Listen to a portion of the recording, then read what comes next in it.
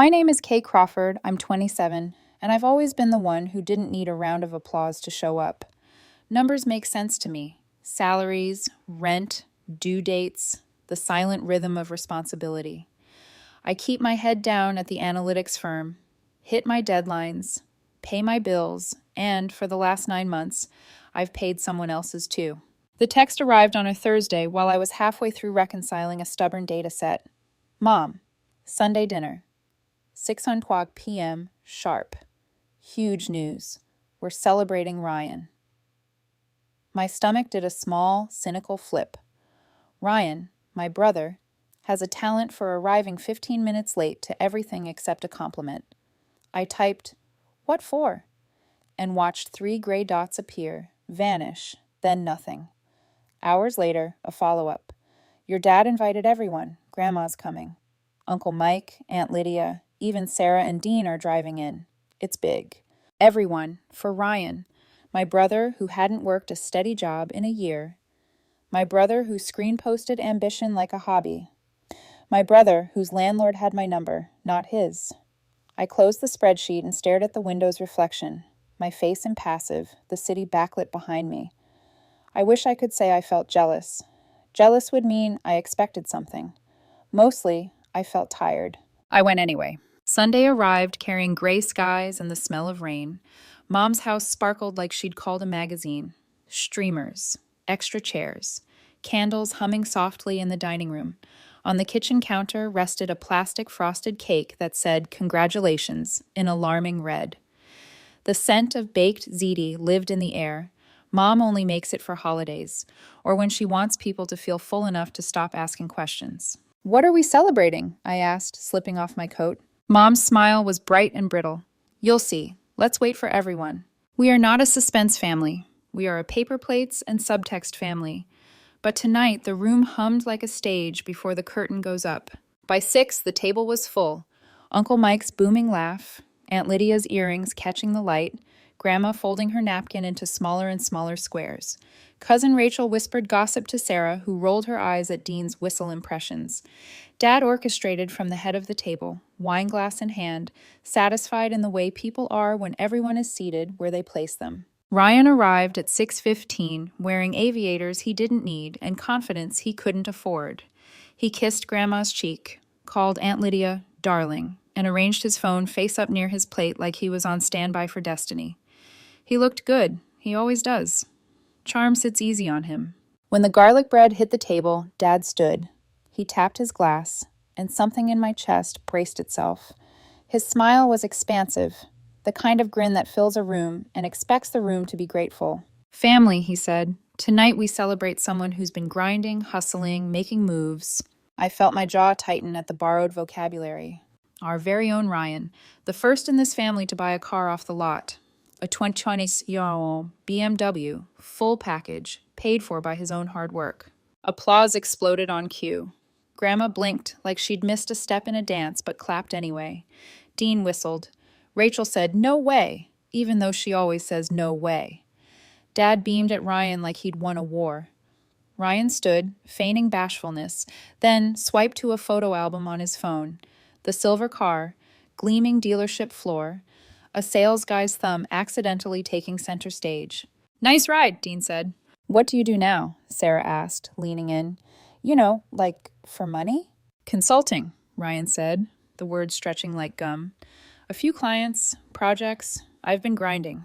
I could feel it then, the tilt of a story about to break. The air sharpened. Dad looked across the table, eyes landing on me with a performative softness that always meant he was about to be cruel.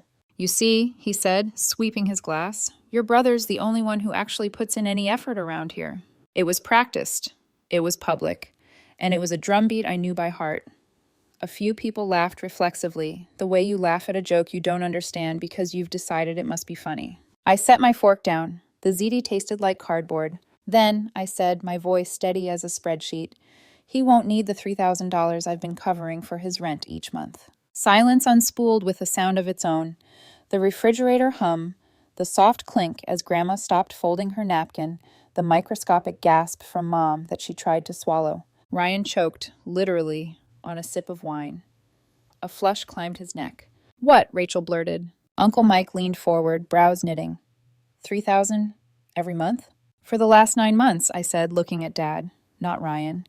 So our star grinder wouldn't get evicted while he made moves. Ryan laughed a small, messy laugh. Okay, that's not exactly Kay helped me out once or twice, but once or twice totals 9, Aunt Lydia said, eyebrows aloft like she'd just found a favorite TV show again. Wild math. It's temporary, Ryan tried. Cash flow. Projects are about to. Projects, Sarah echoed, tone oddly gentle. Is that what you said when I offered you a warehouse job and you were too busy? Dad's jaw worked. Enough, he said, voice low. This isn't the time to humiliate your brother. My eyes found his. I didn't raise my voice. I didn't have to. You did that when you called him the only hard worker in front of the woman who pays his bills. Mom flinched. Kay, please, we can talk later. When? I asked. After the cake that says congratulations for buying a car while past due notices pile up at my place because the landlord calls the person who actually pays? Grandma's voice, papery and precise, slipped into the quiet. He bought a car? Ryan seized on the only life raft in reach, his favorite script. You have to look successful to be successful, he said, trying a grin. Signaling matters. Signaling? Aunt Lydia said. That's a traffic word, honey. Laughter should have followed. It didn't. Ryan's grin dissolved. Uncle Mike pushed his plate away. I loaned you $500 last year. That was signaling too? Dean, for once, did not whistle. Dad's gaze cut sharp as a knife. You think you're helping Kay? You don't understand his world. He's building something. I felt something old and heavy loosen inside me. Then he can build it with his money. Mom stood so quickly, her chair squealed against the floor. Stop, all of you. Her eyes landed on me, glossy. Why didn't you tell us? Because I've been telling you in a language you refuse to learn, I thought. Receipts, patterns. The way my phone lights up on the first of every month with someone else's crisis. The way praise stretches like elastic around one child and cinches tight around the other. Out loud, I said, because I thought time would teach him what I couldn't. Ryan's face had gone pale, the pallor of someone who just discovered that lying is easier than living with lies. He stood abruptly, knocking his knee into the table. His water glass toppled and rolled, a small, ridiculous tragedy. I'm not doing this, he muttered. I'm not sitting here to be attacked. He grabbed his jacket and left. The front door slammed like an accusation. Dad followed, of course. He always follows Ryan. The gravity is real, and it doesn't care about logistics. The room sagged. Mom stared at the doorway a long moment, then sat down, shoulders folding in like wings. We ate quietly, which is to say, we didn't eat at all. Dishes found the sink. Candles guttered. People drifted into small pockets of stunned conversation. I stacked plates, something to do with my hands that didn't involve wringing them. Why didn't you tell us? Mom asked again when the dishwasher clicked shut. Her voice was smaller now, the kind that used to make me feel like a bully if I said anything that wasn't soft. Because you already knew, I said gently, just not in words you wanted to hear. She closed her eyes. When she opened them, they were tired. He's not a bad person. I didn't say he was, I rinsed a glass. But love with no brakes isn't love, it's momentum. When I left, the house looked too bright. Light is strange like that. It can make a place feel alive or interrogated. The congratulatory cake sat untouched on the counter, the red letters bleeding slightly, as if even the frosting had second thoughts. Outside, the rain had started. I stood under the porch overhang and listened to it tap the steps. Somewhere down the block, a dog barked twice and fell quiet. I wanted to feel triumphant. I didn't. I felt like a grown woman who'd finally said a hard thing out loud and discovered the echo was heavier than the words. On the drive home, my phone stayed dark. No call from Dad. No text from Ryan. No apology. The wipers carved clean arcs across the windshield, and, for a moment, the world ahead looked newly drawn, as if possibility required a storm to sketch it. When I got into bed, the apartment hummed its ordinary hum. The calendar on my fridge still had a sticky note over the 1st of next month. Rent. My handwriting, my money, my responsibility. I took the note down and threw it away.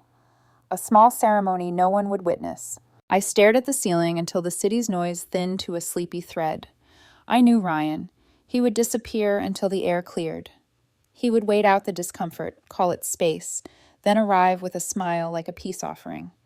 That used to work. Not this time. Because the thing about numbers is, once you add them up, they don't unadd themselves. Debts don't vanish because a room claps. And the truth doesn't stop being true because someone calls it unkind. In the darkness, I heard my phone buzz. Mom's voicemail icon glowing like a low flame. I didn't listen. Not yet. The rain softened, the city exhaled, and I let myself feel what I'd been avoiding all evening. This wasn't the end of anything. It was the very beginning. 3 days.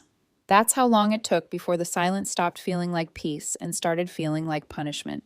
No texts, no calls, not even one of Mom's just checking in messages that always carried a hidden agenda. I told myself I didn't care, that I'd said what needed to be said and could finally breathe without walking on the eggshells my family scattered under every conversation. But truth has an aftertaste, and every time I poured coffee or opened my laptop, that dinner replayed, Dad's smirk, Ryan's wide-eyed panic, the way everyone froze when I mentioned the rent. By the fourth morning, I'd memorized the quiet. At work, I caught myself typing Ryan's name into my contacts list twice, once to delete it, once to stare at it. The absurd part was I wasn't angry anymore, just hollow. You can't stay furious at someone you've been mothering your entire adult life. At some point, the fire burns out, and what's left is ash and memory. 3 weeks later, my phone finally buzzed. A voicemail from Mom. Her tone wasn't angry. It was worse. Tired, soft, the kind of voice that means something's about to cost you again.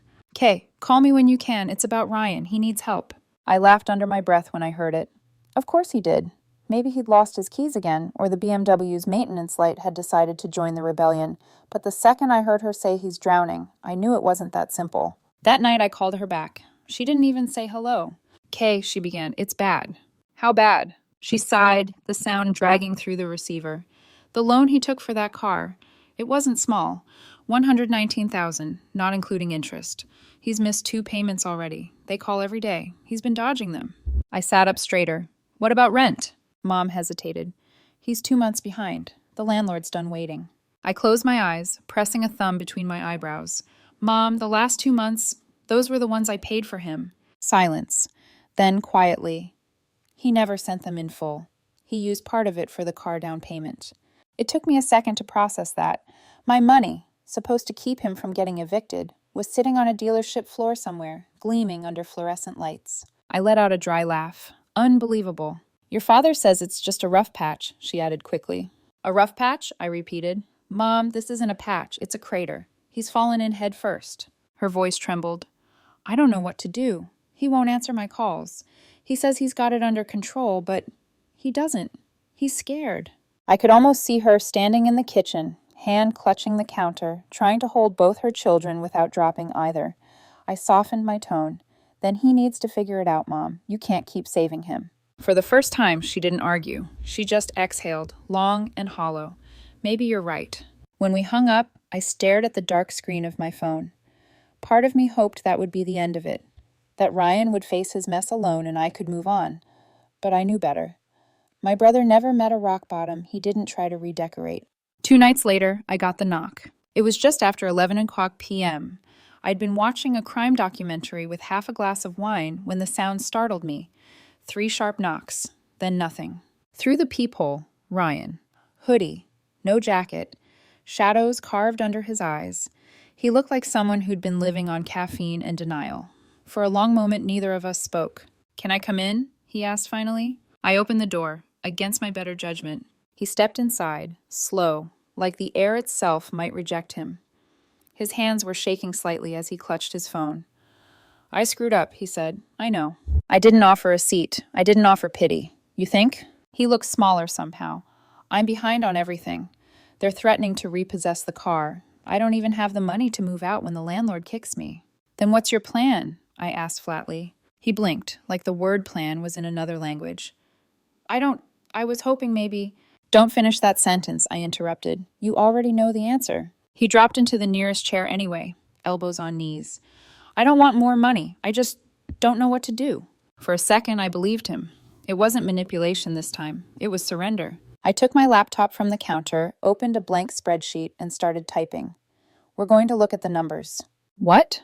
Your income, your loans, your rent, insurance, car payments, everything. He groaned softly, but didn't resist.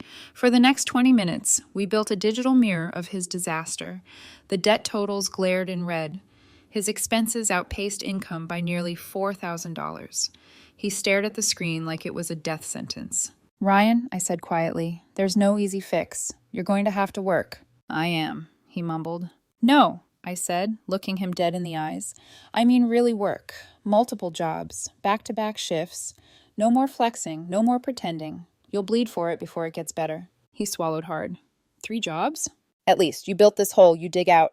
He didn't argue. Maybe he was too tired. Maybe he finally knew there was no other way. The next morning, I called Sarah, our cousin who managed a small warehouse.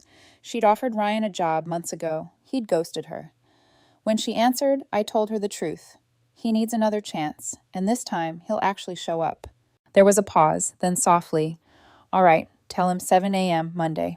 I also reached out to Lydia's friend who ran a cafe. They needed a dishwasher. Ryan started there too. Within 5 days, he'd picked up a 3rd overnight shift at a grocery store stocking shelves. For a while, I didn't hear from him. Then, one night at 3:02 a.m., my phone buzzed. A photo. His soaked sneakers on a concrete floor. Caption: "Can't feel my feet." I typed back, "Keep going." And that was it. No lectures, no sympathy, just accountability. A few days later, Dad called, twice. I ignored the first one. On the second, I picked up. "Kay," he started, tone already defensive, "your brother told me you've got him working himself to death. 3 jobs? Really?" "He's catching up," I said simply. "He's not built for labor like that. He's a thinker, not a grunt. You're breaking his spirit." I almost laughed. Then maybe he should have bought a whiteboard instead of a BMW. Dad went quiet. I could picture him, hand on his forehead, torn between pride and denial. "You've changed," he said finally. "No," I replied. "I just stopped pretending consequences don't exist." He hung up on me. But deep down, I knew I was right. For the first time in his life, Ryan wasn't being rescued. He was being forced to grow up. 2 weeks later, Mom texted me a photo. Ryan in a work apron, hair messy, eyes tired but clear. Underneath, she'd written, "He's trying, Kay, really trying." I stared at that picture for a long time. Not because I felt sorry for him, but because I finally saw something that wasn't arrogance or performance. I saw hunger, the kind that builds people back from nothing. And for the first time in months, I let myself hope that maybe, just maybe, rock bottom was the one place he could finally stand up from. By week 4, the sound of exhaustion had a rhythm. Ryan's texts always came between midnight and dawn, snapshots of a life rebuilt from scratch, a selfie with half-eaten instant noodles, a pay stub with a crooked smiley face drawn beside his name, a single line at 2:47 a.m., still standing. He was doing it, somehow, and yet I could sense the thread fraying. His hours were brutal. Warehouse mornings, cafe afternoons, grocery stockroom nights. He'd nap in his car, shower at the gym, and send me quick updates that read more like proof of life than conversation. I didn't coddle him. Every time he hinted at quitting, I'd reply the same 3 words. "Keep the shift." It wasn't cruelty. It was the only language he respected now. Consistency. One Friday evening, Mom called again. "He looks like a ghost, Kay. He's losing weight, barely eating. You've made your point." I exhaled slowly. "This isn't about proving anything, Mom. It's about showing him what survival actually costs." She didn't argue, but her silence felt like disapproval. Parents always think love is shelter. Sometimes it has to be a mirror. 2 more weeks passed before Ryan showed up at my door again. Not begging this time, just standing there, thinner, sunburned, and with a look I hadn't seen since we were kids. Quiet respect. "I got paid," he said, holding out a folded envelope. I frowned. "What's this?" "My first real paycheck," he said. "All mine. No loans, no handouts." He smiled, not wide or cocky, just small, sincere. It almost undid me. "Good," I said softly. "Now go buy groceries. Real ones, not instant noodles." He laughed once. "Maybe next week." When he left, I felt something strange, pride laced with fear. Because when people start rebuilding, the hardest part isn't the labor. It's believing they deserve to stand. But then came the call I'd been dreading. It was a Wednesday morning, the kind that felt ordinary until it wasn't. My phone buzzed at work. Mom again, her voice raw, panicked. "He collapsed at the grocery store. They're taking him to St. Mary's." The words slid through me like cold water. I grabbed my bag and didn't even log out of my computer. By the time I reached the hospital, the fluorescent lights were doing their cruelest work, making everyone look paler than they already were. Ryan lay in bed, IV running, a heart monitor beeping with metronome precision. His skin looked waxy, his lips cracked. He opened one eye when I sat down. "Don't say it," he whispered. "Say what?" "I told you so." I shook my head. I wasn't going to. Then, after a pause, "Eat the protein bar." He laughed weakly and did. Mom stood in the corner, arms folded tight, as if holding herself together was the only thing keeping the walls up. "He's been running himself into the ground," she said. 3 jobs, no sleep, no meals. This can't keep happening." "I know," I said quietly, "but he needed this wake-up call." Dad came in an hour later, still in his office shirt, tie loosened, worry lines deep. "Enough is enough," he said. "We're refinancing his loan, getting him back on his feet." Ryan's eyes opened fully. "No." Dad blinked. "What do you mean, no?" "I already sold the BMW." The room froze. Even the monitor seemed to pause between beeps. "What?" Mom whispered. "I sold it last week," Ryan said. "Cleared most of the debt. Paid off the loan." Dad's face twisted. "You didn't have to. We would have—" "That's the problem," Ryan interrupted. His voice cracked, but his eyes stayed steady. "You always would have, and I never learned how to fix anything myself." Mom covered her mouth. I saw something flicker across Dad's face. Anger, pride, maybe both. Ryan turned his head toward me. "You were right," he said simply. "I needed to fall."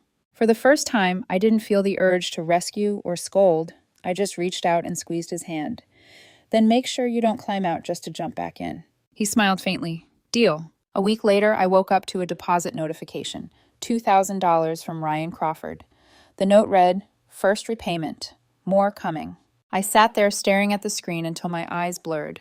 It wasn't about the money. It was the proof. Proof that the boy who once lived on excuses had finally become a man built on accountability. Mom texted that evening. "He's back at work. Eating better. Different this time." I didn't reply right away. I just looked out at the night skyline from my apartment window. The same city that had once swallowed him whole. And for the first time in years, I thought maybe we both might finally sleep without waiting for the next disaster. The first time Ryan came home for dinner after the hospital, Mom cried halfway through setting the table. Not loud, not theatrical, just soft tears falling onto the mashed potatoes as if grief had been waiting for permission. He looked steady, still thin, still tired, but something in his eyes had changed. The restless glint, the "I'll figure it out later" sparkle, was gone. What replaced it wasn't confidence, but clarity. Dad was quieter than usual. He kept glancing at Ryan like he didn't quite recognize him. Every time Ryan reached for his water glass, Dad's hand twitched as though he wanted to say something, but didn't know what. Mom tried to keep it light. "It's so good to see you home, honey." Ryan nodded, pushing peas around his plate. "Feels different," he said. "Good different." For a while, the room hummed with cautious peace, until Dad cleared his throat. "So," he began, "your mother and I talked. We want to help you refinance, get the rest of that loan settled, maybe even start rebuilding your credit." Ryan put his fork down gently. "I already handled it." Mom blinked. "Handled what?" "The loan, the car, everything." Dad frowned. "Ryan, we told you." He interrupted quietly. "I sold the BMW." The words hung in the air, invisible weight pressing on every chest in the room. "You what?" Dad asked, incredulous. Ryan's voice didn't waver. "Sold it back to the dealership. Used the money to clear the loan and pay down what I owed Mom, Mike, and Lydia. The rest's going into savings." Silence stretched thin. Then Mom whispered, "You didn't have to do that." "I did," he said. "You always helped me. That's why I never learned." Dad sat back, jaw tightening. "You worked yourself into the hospital and now you're proud of selling everything? That's not ambition, that's failure." Ryan looked up, calm. "Maybe, but it's my failure this time." It was strange watching them, father and son, mirror each other so completely, yet stand miles apart. I saw pride and frustration warring inside Dad's face, like he couldn't decide which one deserved to win. Mom's hand found Ryan's. "You've grown up," she said softly. "We're proud of you." Dad exhaled, long and defeated. "You didn't have to go through all that pain to prove a point." Ryan shook his head. "I didn't do it to prove anything. I did it because I'm tired of being the family project." The room went still again. There was nothing to argue with. After dinner, as we stood in the driveway, I finally asked the question, sitting in my chest. You really sold it? He nodded. Drove it off the lot like a king, sold it back like a man. There was no arrogance in his voice, just peace. He pulled an envelope from his jacket and pressed it into my hand. That's for you. Inside, a small stack of bills, $1,100 in cash. 1 month's rent, he said. Real this time. More coming. I didn't cry then. Not until he drove off in the beat-up Corolla he'd bought with what was left over. It was old, loud, and unremarkable, but I'd never seen him prouder behind the wheel. That night, I logged into my bank account and saw the earlier $2,000 transfer, the note still pinned to it, first repayment. I smiled despite myself. It wasn't about the money, it was about the accountability. The next few weeks were quieter than any stretch I could remember. No emergencies, no late-night calls, no guilt messages from Mom asking if I could just cover this one last thing. It was as if the whole family had exhaled at once. Ryan worked double shifts for a while longer, but began to balance them out.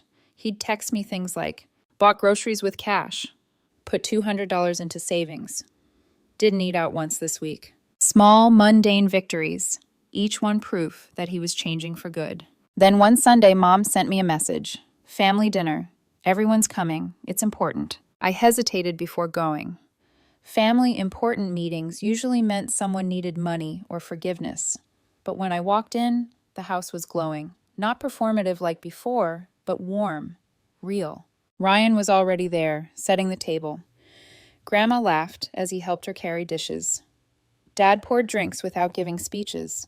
It was normal, the kind of normal that used to feel impossible. When everyone sat down, Mom reached into her apron pocket and pulled out a folded piece of paper. Before we eat, she said, voice trembling slightly, Ryan wanted to share something. He stood, awkwardly rubbing his hands together. It's not a speech, he said, just something I've been tracking. He unfolded the paper, a spreadsheet printout, his expenses, income, and debt repayments, color-coded with tidy notes. I've been doing this every week, he explained, to make sure I never fall behind again. Aunt Lydia clapped quietly. Look at that. Our boy's finally organized. Ryan grinned. Kay started the spreadsheet. I just kept filling it. He looked over at me then. The same eyes that once darted around the dinner table in guilt now held something else. Gratitude, maybe even admiration. Thank you, he said simply, for not saving me. For the first time, Dad smiled. Guess your sister's tougher than both of us. Everyone laughed, the kind of laughter that comes from relief, not mockery. When dinner ended, Ryan walked out with Grandma, carrying her bag to the car. Mom wiped her eyes, then turned to me. You were right, she said quietly. Sometimes letting go is the only way people learn to stand. I nodded, though my throat ached. Yeah, but it still hurts. Mom smiled faintly. The best lessons usually do. As I drove home that night, the city lights blurred through my windshield. I remembered the first time I saw that silver BMW, the one that started it all, shining under dealership lights like a trophy. It wasn't the car that ruined him. It was the illusion that someone else would always fix the wreck. Now there was no illusion left, only the slow, honest work of becoming someone who could stand without being held up. And somehow that felt like the real victory. 3 months passed. The chaos that used to orbit around Ryan had quieted, replaced by something steadier, something earned. Every few weeks I'd get another text from him, a photo of a pay stub, a message saying, another $500 sent, or a blurry selfie at sunrise captioned, heading to shift number 2. He'd changed. Not overnight, not dramatically, but in the small, unglamorous ways that actually matter. He started bringing reusable containers to work for his lunches. He stopped forgetting birthdays. He even called Grandma every Thursday night to help her balance her online bills. It was strange, watching responsibility fit him like a jacket that used to be too big. One evening, as I got home from work, I noticed an envelope slipped under my door. Inside was a simple note written in Ryan's blocky handwriting. $14,000 paid in full. Thank you for never giving up, even when you should have. I sat on my couch for a long time, the note trembling in my hand. It wasn't just money, it was closure. He'd done it. That weekend, Mom invited everyone for dinner again. This time, I didn't dread it. The house felt different now, lighter, lived in, real. No showy decorations, no hollow congratulations cake, just warmth. Ryan arrived early carrying groceries, a habit he'd picked up recently. He helped Mom cook, laughed with Aunt Lydia, and even scrubbed a few dishes before we sat down to eat. Halfway through dinner, he stood up and cleared his throat. "Before we eat dessert, I just want to say something." Dad groaned playfully. "No more car announcements, I hope?" Ryan chuckled. "No cars this time, just honesty." He took a deep breath and looked around the table. "A few months ago, I thought I knew what success looked like. I thought it was cars, clothes, fake smiles, looking like you had it all together. But it wasn't. Success is keeping what you have once you earn it, showing up, taking responsibility, not expecting applause." His eyes found mine. "Kay, you taught me that. You didn't bail me out, and I hated you for it, but now I get it." I could feel my throat tighten, but I kept still. Ryan turned to Dad. "And you were wrong, Dad." The table went silent. Dad's fork paused midair. Ryan continued, steady but soft. "You said I was the only one in this family who worked hard. You were wrong. It was her. The one who paid the bills. The one who never asked for thanks. The one who let me fall when everyone else kept catching me." The room held its breath. Dad looked down for a moment, then met my eyes. "He's right." His voice was quieter than I'd ever heard it. I should have seen it sooner. Mom reached across the table and squeezed my hand. We all should have. No one moved for a while. There was nothing to say that didn't sound small compared to what hung in the air, years of imbalance finally tipping back toward center. Then Grandma, bless her timing, broke the silence. "Well," she said, "better late than never. Now pass me the pie before I lose my patience." Laughter filled the room. Real, unguarded laughter that didn't come from denial or performance, just family being human again. After dinner, Ryan showed me something on his phone, a website mock-up with a sleek logo that read Crawford Creative Design. "My new business, guys," he said, eyes bright. "Freelance work, logo design, branding, small projects. I saved up, got the equipment, and signed the lease on a little studio downtown." I blinked, stunned. "You did all that already?" He nodded. "Started small, built slowly, like you told me." On the drive home that night, the city lights blurred past, the same way they had months ago when everything was falling apart. But this time the silence in the car didn't feel heavy. It felt full, like space where something new could grow. I thought back to that night after the first dinner, when I'd thrown away the sticky note that said rent. It was such a small gesture then, but it had marked the moment I decided to stop carrying someone else's weight. Now I realized that letting go wasn't abandonment. It was faith. The kind that says, you can do this on your own, even if you don't believe it yet. And Ryan did. That night I got one last text before bed. "Dinner next week, my treat this time." I smiled. For years, I thought the hardest thing in the world was saying no to family. But it turns out the real challenge is saying no out of love, and trusting that the fall is what teaches them to stand. Because sometimes stepping back isn't giving up. It's the only way people learn to climb out.